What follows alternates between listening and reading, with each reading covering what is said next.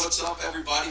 To our initial podcast here with my main man, Rob Lloyd. I'm Mike Browning. How you doing? I'm Rob. Nice to meet you.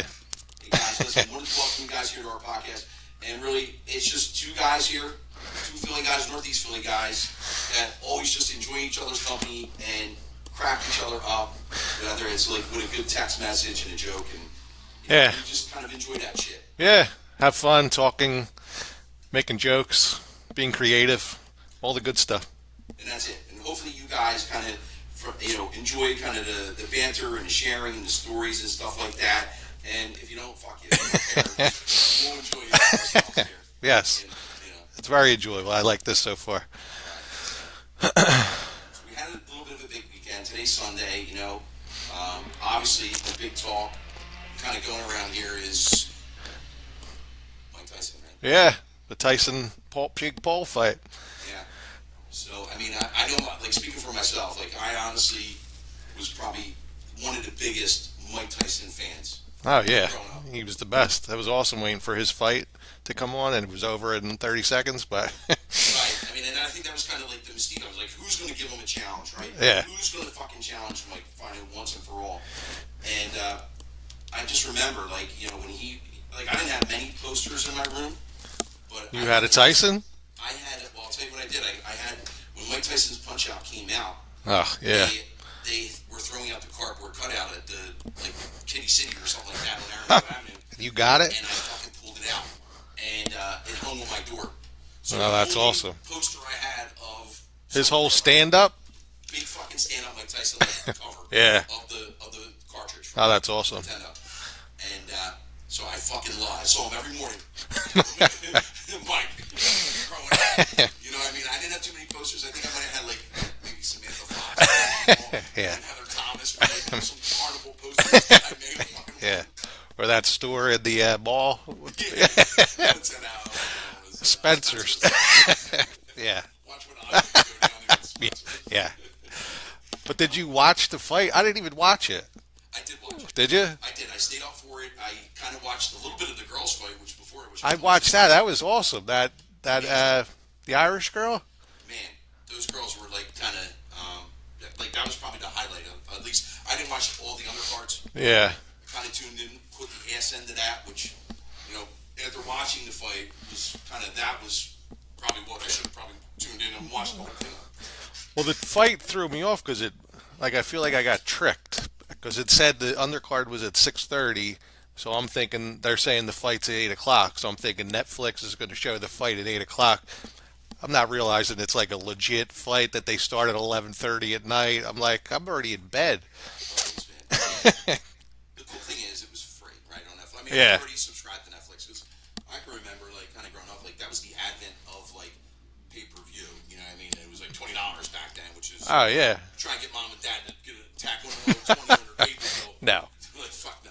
You needed the cheater box. Everybody would watch the fight on that. Oh, God, amen when they came out. It's kind of sad. I had one up until college, and then they kind of transferred over to, like, that, Yeah, high definition. And that's where they came from there. Yeah. They were the best, those cheater boxes. They were phenomenal.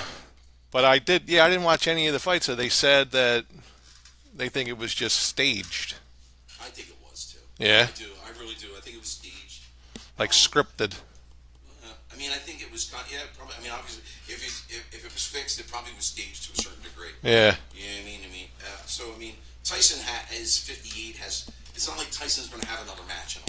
Yeah, no. Like Jake Paul does. He's 27. So we got to kind of pave the way for him. Yeah. Right. But he's amazing, Jake Paul. Like, they were giving his backstory. I didn't realize he was just a YouTuber that became that famous doing just pranks, almost like Jackass. Became so many followers that got on to like Disney and went on a Disney show. Became on a Disney show, and then his career went even further from there. Now he's boxing. Right. And I don't think anybody really watches boxing anymore, right? No. I think everybody's MMA. Yeah. I know my kids, your son, my son, like They were watching that other one last night, whatever that fight exactly. was. They were Yeah. That's what they were looking forward to. I don't think there's that big of a draw because now that UFC is kind of taken over. But to that, Jake Paul's putting a little bit of heat and light on it, right? Yeah, I like it, bringing it back, the boxing. I'd rather have boxing. I like boxing. what I mean? There's a certain art form to it. Yeah. And it's, you know, it's, you're not taking them, like with UFC, I feel like it's a lot of different forms, wrestling and stuff like that. And, Yeah. it's kind of weight class down. I get it too. It's kind of, but I do like the sport of, I guess, because that's what we kind of come across from too. Yeah. And I mean, to me, like, again, back to Mike, I think I was hoping for Mike to win. Yeah. Just beat the crap out of him the first 30 seconds. Right, that's what we were hoping to see, like like the baddest man on the planet, which he was at one time. Yeah. But it sounds like he looked like he was 58 years old. You know what? I mean, listen, if I'm at 58 and I look like Yeah. with his jock strap on, his ass hanging out, I saw that. I hope I look that fucking good at 58. You know, I'm struggling at that now. 47. You know what I mean? Fucking beat. You look great, Mike. Don't worry My about ass it. ain't that good. Mike's ass was nice and good. My son Charlie couldn't get over. He's texting me about his ass on TV. I was like, I didn't see this. I'm not going back to look for it either. And then he kisses the guy, right? Yeah.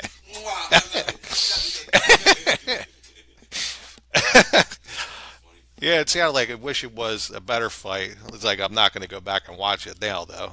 Yeah. You know. You know what? It's the week before. I was over at my buddy's house. We were watching the Eagles Cowboys game, and we were talking about the fight. And one of my best friends, Dominic Campani, he again at our age kind of grew up in that era. And Yeah. he was a big Mike Tyson fan as well, and we were talking about the fight. And I think for the first time, he had kind of brought something to my attention, which kind of maybe made me take a step back and think about like Mike Tyson, right? And his career as a champ, like. So if you think about it, like he was the youngest champ, which is impressive in its own right. But when he had about I think 10 title defenses, he brought that up to me. He was kind of like between the time he won it to the time he lost it to Buster Douglas. Right. And he said, Mike, listen, Tyson was destroying people, but who did he really fight that was good? He said he fought like an old Larry Holmes, right? Who was way over his prime. The biggest fight maybe might have been Michael Spinks. Right, who was like at that era, that was like the Spinks Tyson fight. Yeah. And he fucking annihilated some in like in the first round, like 100. Yeah. Like in a minute, a little like maybe under 2 minutes or whatever, however long it was. But then he was fighting. He brought up guys like Carl the Truth Williams. Yeah. I mean, he wasn't fighting like the Evander Holyfields, who were like after he went to jail, you had like really good boxers like Evander Holyfield. And When did he fight Holyfield then? after he got out of jail. So, like, he lost to Buster Douglas in, 1990. He went to jail in, 92. All right. 92. And then he gets out of jail in, 95, 96. And then he fights Holyfield after he gets out of jail. Like, so to me, like, that Holyfield fight, he had passed all that Riddick Bowe, Lennox Lewis. Yeah. Even George Foreman, right? George Foreman was back in the scene there. Yeah. So, like, he missed that where, like, there were a lot of good fighters there. Yeah. Would have liked to see him fight them in his prime. Yeah. Where now he comes out and he fights Holyfield, and he wasn't really the same fighter since Yeah. when he came out of jail. Maybe he got lucky and he just hit a low path of guys that weren't really good, and he was just killing them. So was he like the tallest midget? You know what I mean? You know Yeah. what I mean? Like out of the group there. Yeah. Yeah. That's how I kind of thought. So I thought it was kind of an interesting thing. Again, like I said, I love Mike Tyson, and I obviously at one time before he went to jail for some of the craziness and stuff like that, he Yeah. was kind of like a sports idol. Oh yeah. No doubt about it. Yeah, I think another thing too, like about Mike, is like if you look back, like even there where he had in Customado past, he had Kevin Rooney, right? The guy. Yeah. He Yeah. was like kind of his trainer, and then when he cut ties with him, I feel like that was kind of the beginning of his downfall. Yeah. He was the guy that was like the father figure to him, right? Right, he took over after Cuss because he was training him with Cuss, and then so like there, and then I feel like Mike kind of surrounded himself with yes man. And again, this is just me, my speculation on Yeah. kind of what happened is being a fan. You're probably right. So and one thing I thought was interesting on the fight, right? Rosie Perez. She was there? Yeah, like from White Man Can't Jump. Yeah. Rosie Perez, what the fuck is she doing there? I don't know. What authority does they had Roy Jones? Or I'm sorry, it was Roy Jones. Was she on TV like she was talking? She was one of the kind of it was her, Roy Jones, and like the guy like who would be like the Larry Merchant, like kind of running the show. You know what I mean? As the host. So I'm wondering. Like, I mean, I think maybe like she was from Brooklyn. But would you have fucking J Lo in there? No. I don't know. I just didn't know her authority. Maybe I'm missing something here. Because he's from what? The Catskills? Was that right? Yeah. He's from Catskills. I don't know. Yeah. Maybe I'm missing something here. That's how I was like, But it looked like an awesome event. They had so many stars out there, and like, it looked like. And they looked like they were having a good time. Like, I saw Shaq and fucking Gronk who looked like they were partying a little. They were saying they're supposed to fight. Somebody said. You know what? That would be pretty funny. The song standing there, it was like Goliath. Yeah. You know what I mean? Shaq is enormous. It's Gronk ain't no small dude. No. Let's not. You know what I mean? You see Gronk on a football field. He's a big. Yeah. Dude, and then standing next to Shaq, he's like this. So I thought that was kind of pretty funny, man. Yeah. Shaq should fight Barkley and just get it all over with. Yeah, that'd be great. I thought there would be like another celebrity match before Tyson though, like another one on the undercard, like one of them. Yeah, remember they had the celebrity boxing like back in the 2000s? Yeah. They had like Danny Bonaducci versus Tom Bridges. Yeah. It was like, fucking great. We're watching it. Yeah. Anything, I guess. I would have watched anything at that point. Yeah. Too funny. I did like the Irish girl fighter. Like she got in trouble because they kept saying she was headbutting them. Did you see the other eye? Her eye, the woman that lost? My God. Yeah. And then the trainer got her on the end. The only reason she won was because she kept headbutting. They called her straight out. Yeah. You know what I mean? And when you go Good. back, you know what I mean? I don't know. I didn't see that whole fight, so I can't really speak to that. Just the highlights at the end because I couldn't tell Yeah. that fight. But, he did call around and said that she had a history of doing that. Yeah. And obviously, fucking very effective method of fighting was with someone eye open like that. But I was thinking, like, watching the interview, I don't really watch the fight either, just a little bit, but watching her interview, like, I couldn't imagine her in Ireland just beating the crap out of people. Dudes, too, in the pub, wherever. Right. Yeah. Yeah, that's, She had the full Irish brogue, like, saying stuff. I wouldn't want to meet her anywhere. No. one bit. No, thank you. Especially at this age. Yeah. That's the other thing, too, with Jake Paul. He's only 27. You know what I mean? You know? I mean, 27 is 27. Yeah. That's fucking prime, dude. Yeah. You're like, that's like, And I he's think big. there's a better age, right? I mean, if you think about it, like, as a man, right? Yeah. If you're An athlete like that? If you're picking an athlete or, like, their Prime of your life, you talking, or prime of athlete? athleticism. Yeah. Prime of Yeah. athleticism, Yeah, that's probably it. I would say that's probably the window. Yeah. Right there. That's probably the apex.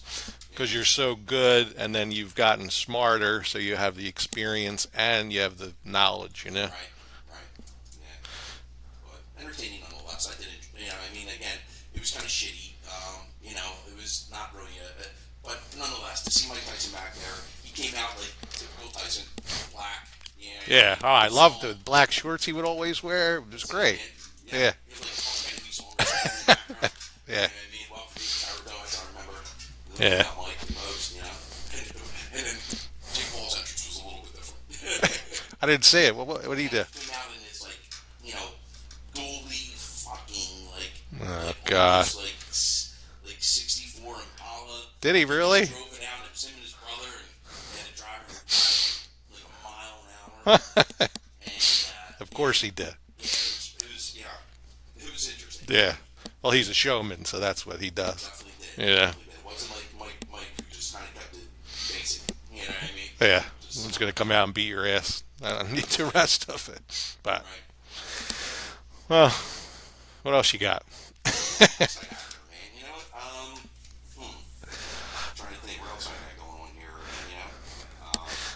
This is the tough part with the podcast. How to transition into stories, Yeah, I mean, I would say, I was kind of reading a couple things, obviously coming into here, and, it's all like, we're talking about a lot of, like, subsidiaries of, like, Inquirers, like, newspapers and stuff like that closing up. And, obviously, I can't remember the last time I bought a newspaper. No. Right?